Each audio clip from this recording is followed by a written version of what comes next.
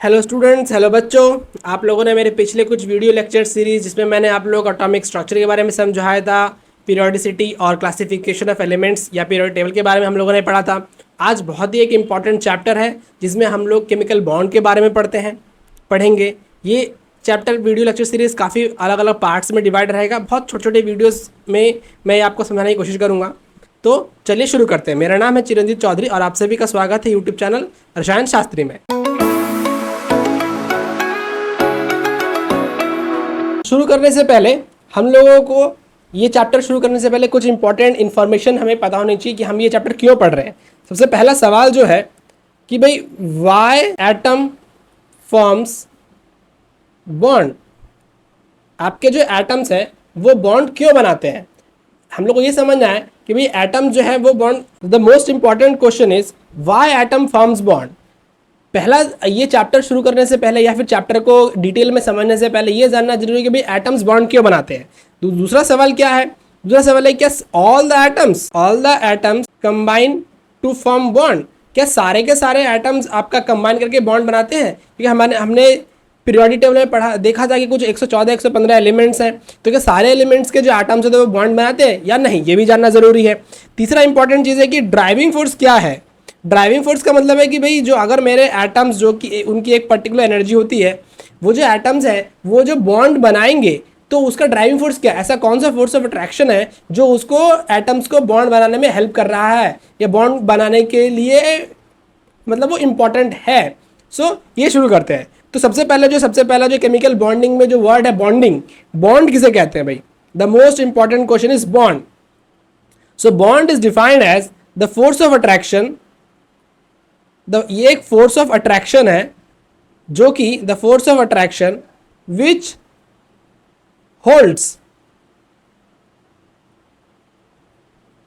Constituents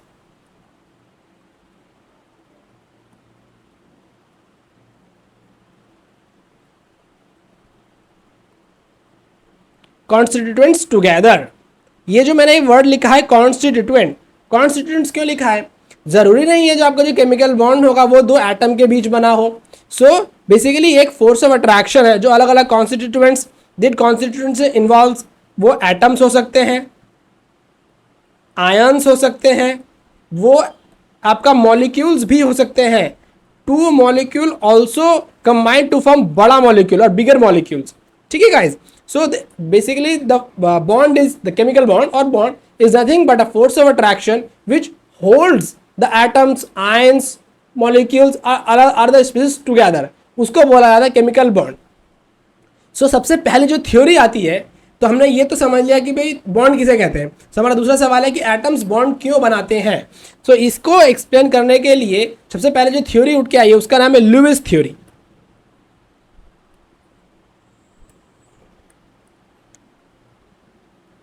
Lewis theory is one of the very basic theory for the explanation of the chemical bond formation। बोल रहा है कि भाई Lewis theory में क्या बोला गया है। वो ल्यूइस थ्योरी ने इस तरीके से बोल रहा है, the atoms will combine to form a bond in such a manner that each and every atom of that molecule or a crystal will attain stable noble gas configurations। मतलब सारे atoms जो होते हैं वो बॉन्ड इसलिए बनाते हैं या बनाने की कोशिश करते हैं कि ताकि वो एक stable noble gas configuration attend कर सके। मतलब तो हमको ये क्वेश्चन जो हमारा था कि बॉन्ड क्यों बनता है, बॉन्ड इसलिए बनाने की कोशिश करें कि all the atoms will combine to form bond in such a manner that it will attend noble gas configuration. अब नोबल गैस कॉन्फ़िगरेशन के से हमारा क्या मतलब है? नोबल गैस कौन कौन सी होती हैं? हम लोगों को पता है नोबल गैस होता है helium, neon, argon, krypton, xenon and radon. Radon को हम छोड़ देते हैं because it is a radioactive in nature, तो ये हमारे मैटर ऑफ कंसर्न नहीं है। So helium, neon, argon, krypton, xenon, radon. So जितने भी हमारे एटम्स हैं, मॉलिक्यूल्स, लुईस बोल रहा है कि they are trying to achieve stable noble gas configurations. Noble gas पहले उससे समझने से पहले हम लोग को ये पता होना चाहिए हम लोगों को कि भाई आपका हर एक नोबल गैस का कितना क्या एटॉमिक नंबर है, तो समझने में ईजी रहेगा। तो इसके हीलियम का एटॉमिक नंबर 2 होता है, नियॉन 10, फिर ये आपका 18 हो गया, फिर आपका ये 36 हो गया, फिर आपका ये 54 हो गया, रेडॉन का 86 होता है। ये मैं कैसे कैलकुलेट किया है, कौन सा कितना मेरे को याद है, याद करने की ज़रूरत नहीं है, मैंने आप लोगों को समझाया था अपने क्लासिफिकेशन ऑफ एलिमेंट्स या पीरियोडिक टेबल के सीरीज़ में कि भाई किस तरीके से आता है। तो सिस्टम बहुत सिंपल है, 2 8 8 18 18 32, यहाँ से यहाँ जाने के लिए 8, यहाँ से यहाँ जाने के लिए 8, यहाँ से यहाँ जाने के लिए 18, यहाँ से यहाँ जाने के लिए 18, यहाँ से यहाँ जाने के लिए 32। तो आप ये सब ऐड करते चलोगे तो आपको कोई भी सीरीज़ का आप सीरीज के में अलग एलिमेंट्स पे अराइव कर सकते हो। So Lewis told that the atoms will combine in such a manner that it will form a bond so that it can attend a stable noble gas configuration, या noble gas configuration attend करने के लिए ही वो bonds बनाते हैं। तो एक छोटा सा एग्जाम्पल से शुरू करते हैं। Suppose let us take a simple example, sodium chloride. ठीक है, ये एक मेरा मॉलिक्यूल है, सोडियम क्लोराइड में मॉलिक्यूल, ये जो बना है सोडियम एटम से और क्लोरीन एटम से, क्लोराइड एटम से, क्लोरीन एटम से। चलो देखते हैं किस तरीके से है। सोडियम के पास टोटल नंबर ऑफ इलेक्ट्रॉन्स होते हैं 11। ये अपना एक इलेक्ट्रॉन छोड़ के सोडियम, ये अपना एक इलेक्ट्रॉन छोड़ के सोडियम प्लस बनाएगा, इसका इलेक्ट्रॉन कन्फर्मेशन है 10, that is your neon configuration. Chlorine उसके पास 17 होते हैं, ये एक इलेक्ट्रॉन एक्सेप्ट कहाँ से करेगा अभी हमको कुछ नहीं पता, अभी हम बस ये देख रहे हैं कि भाई लुइस ने जो बोल रहा है वो सही है कि नहीं। Cl-, ये वाला सोडियम क्लोराइड, ये सोडियम और ये वाला क्लोरीन, ये दोनों कंबाइन करके बनाएंगे सोडियम क्लोराइड। सो ये आपका बॉन्ड बन गया, द फोर्स ऑफ अट्रैक्शन। सो मतलब लुइस थ्योरी के हिसाब से simply Nobel gas configuration attend करना चाह रहे हैं, इसलिए वो बॉन्ड बना रहे हैं। सो द रीजन जो वाई था, वाई का पहला जवाब हम लोगों को मिला to attain noble gas configuration.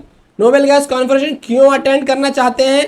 Because among all the atoms, among all the elements of our periodic table, noble gas are the most stable elements, क्योंकि वो किसी भी रिएक्शन में पार्टिसिपेट ही नहीं करता है, इसलिए वो सबसे ज़्यादा स्टेबल एलिमेंट है।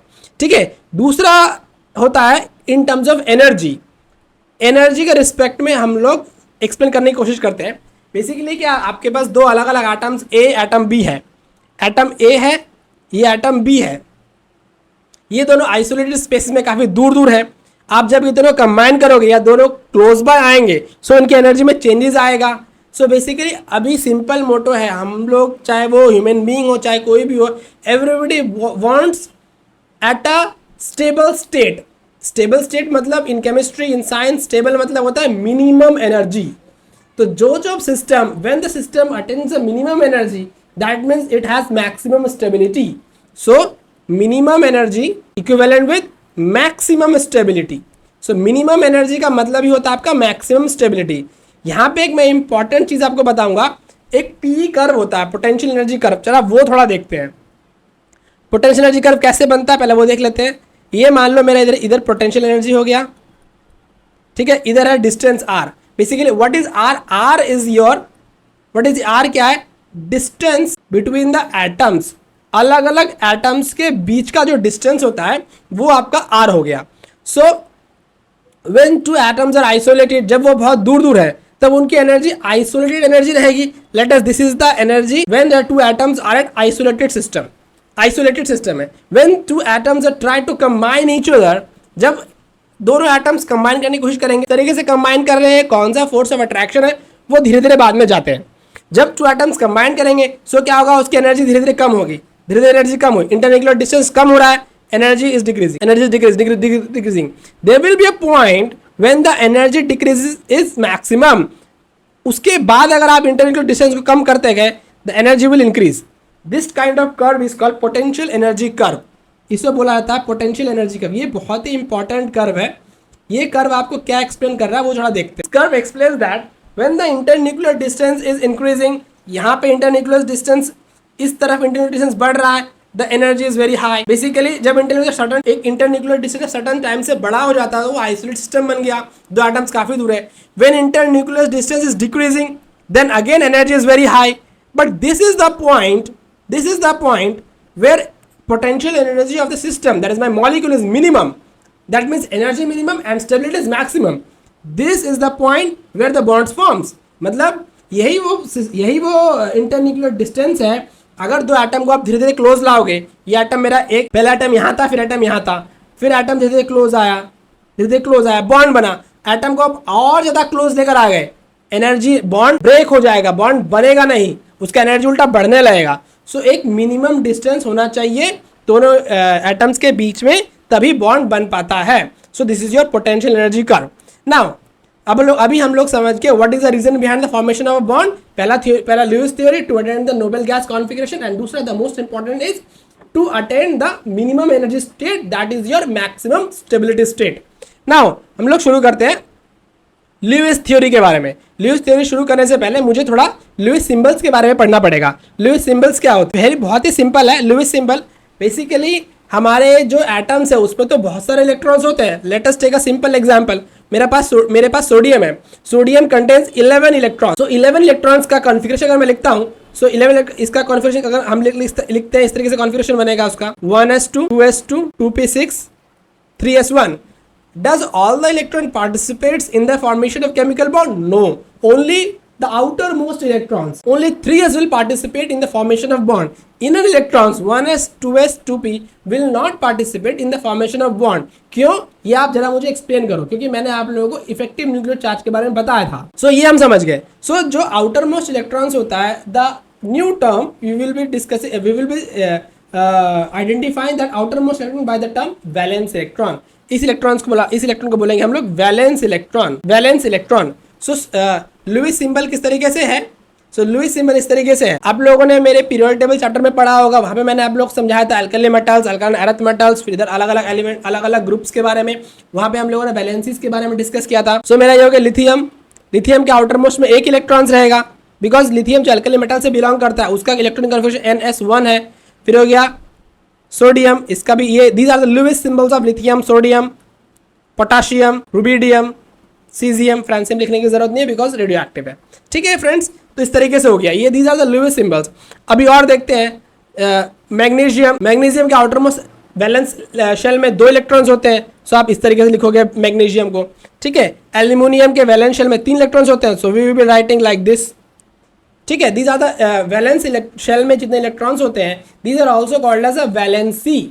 मतलब lithium, sodium, potassium, it contains single electrons, so it has a valency called monovalency or monovalent। मतलब ये लोग एक ही बॉन्ड बनाएगा, मतलब सोडियम के साथ कोई एक ही एलिमेंट आके बॉन्ड बनाएगा, तो मोनोवैलेंट हो गया। मैग्नीशियम इज डाईवैलेंट और बाईवैलेंट, बिकॉज ये 2 अलग अलग एटम के साथ और 2 एटम्स के साथ बॉन्ड बनाएगा, मे बी सेम और different. Aluminium will form bond with 3 different atoms, so it is a trivalent. ठीक है, उसके बाद कार्बन। कार्बन के टोटल नंबर ऑफ इलेक्ट्रॉन्स कितने? कार्बन में 6, 1s2 2s2 2p2, तो हो गया 2 4 6।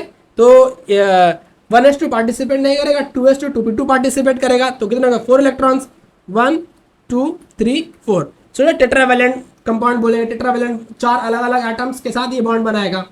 उसके बाद चले जाते हैं कार्बन के बाद नाइट्रोजन में। नाइट्रोजन में एक सोचने वाली बात है, नाइट्रोजन बोल रहा है उसके पास टोटल नंबर इलेक्ट्रॉन्स है 7, तो 7 टोटल नंबर इलेक्ट्रॉन्स है 7 अगर आप कॉन्फ़िगरेशन करोगे 1s2 2s2 2p3, ये तो बॉन्ड में फॉर्मेशन में नहीं रहेगा क्योंकि इनर है, ये फॉर्मेशन करेंगे तो 5 हो गया, 1 2 3 4 5।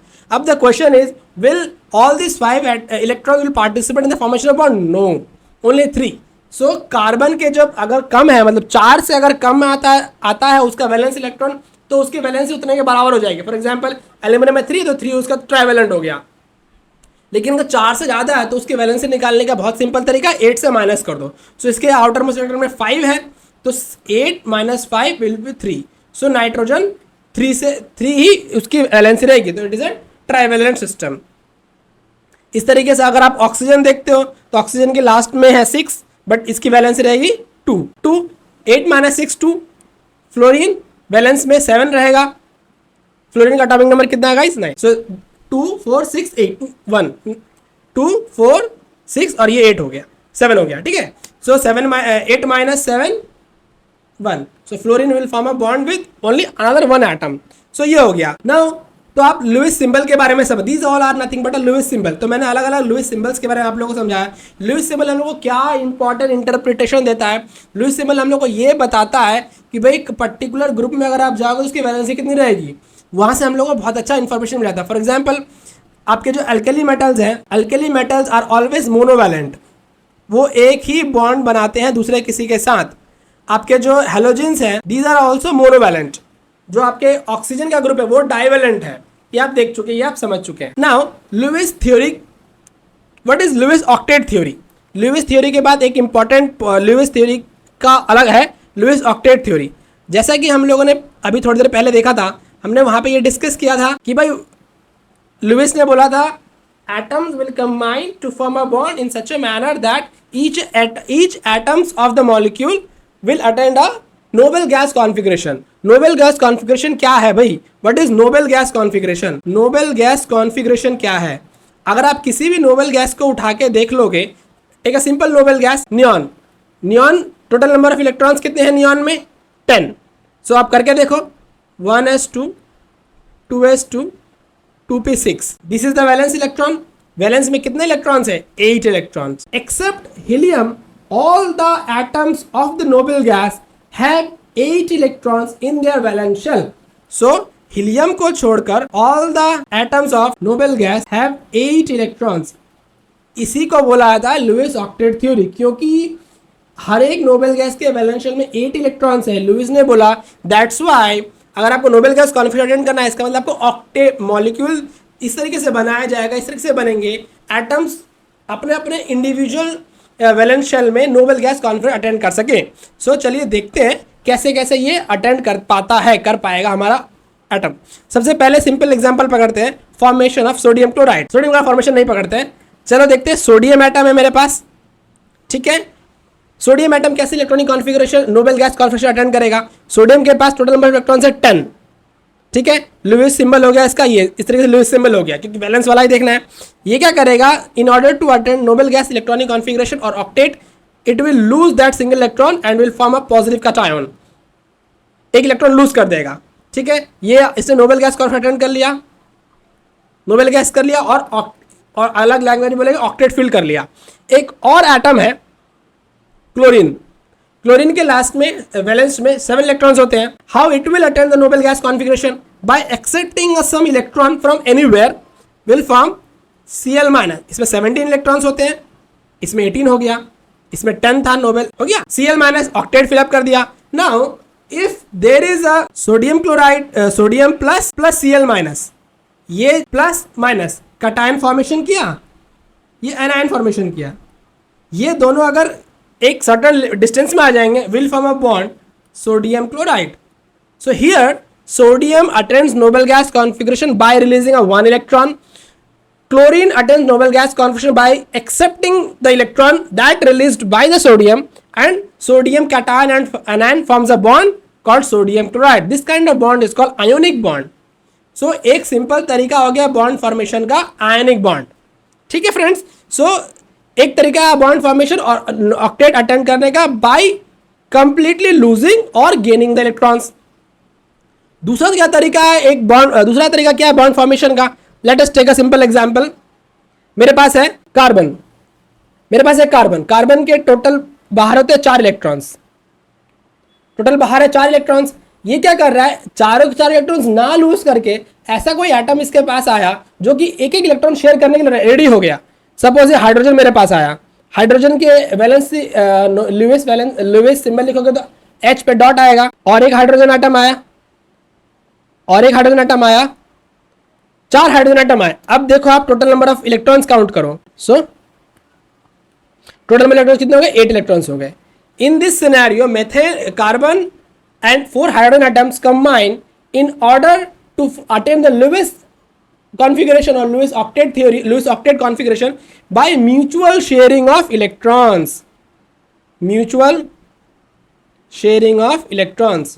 So friends, हम लोग ये समझ चुके हैं एक केमिकल बॉन्ड फॉर्मेशन करने के लिए लुईस थ्योरी के हिसाब से either by complete losing or gaining the electrons that will form an ionic bond, and another is a mutual sharing of electrons। आपस में इलेक्ट्रॉन को शेयर कर लो and it will form a covalent bond। So friends, आज का topic यहीं पे खत्म करते हैं। नेक्स्ट हम लोग पढ़ेंगे आयोनिक बॉन्ड के बारे में।